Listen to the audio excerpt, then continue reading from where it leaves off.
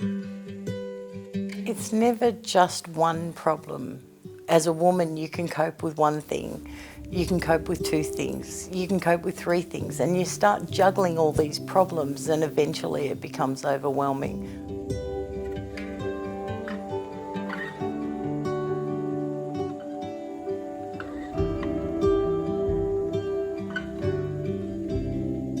When I was younger, I didn't particularly worry about what was going to happen when I was older. It was a different world to what it is now.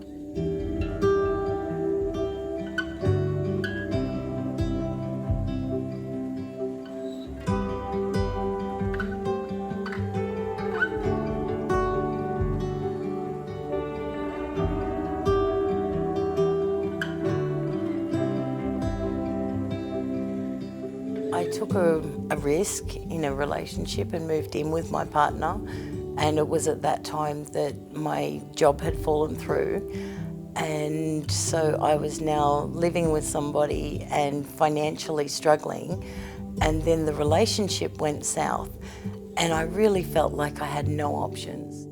I went to a women's refuge because I chose that over couch surfing in a situation that wasn't safe. One of my daughter-in-laws was looking after me.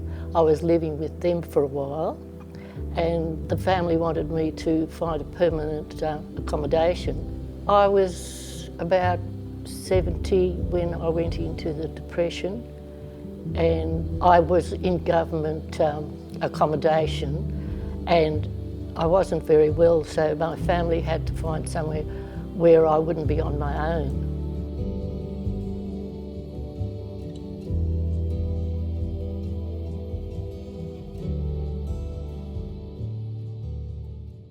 My children had grown up and moved out, so I wasn't needed in mum mode anymore, and it was a difficult stage of adjustment where you've been the protector and the provider for so long, and all of a sudden you have no security and you're the one that is having a rough trot and needs a bit of help, and asking for help was really difficult.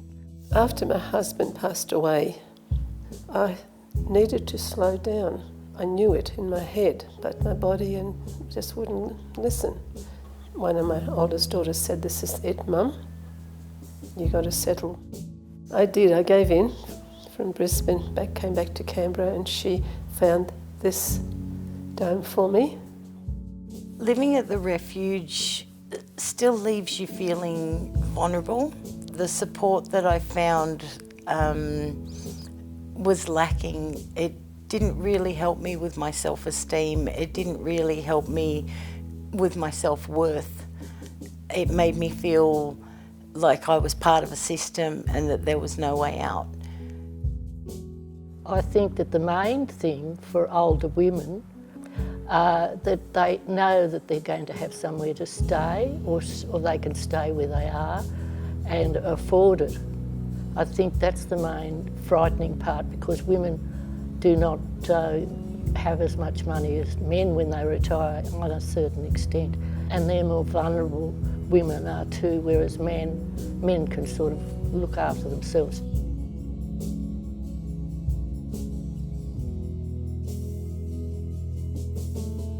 Older women particularly need freedom of choice and 100% safety. The refuge system is a great first step, but that's all emergency short-term accommodation.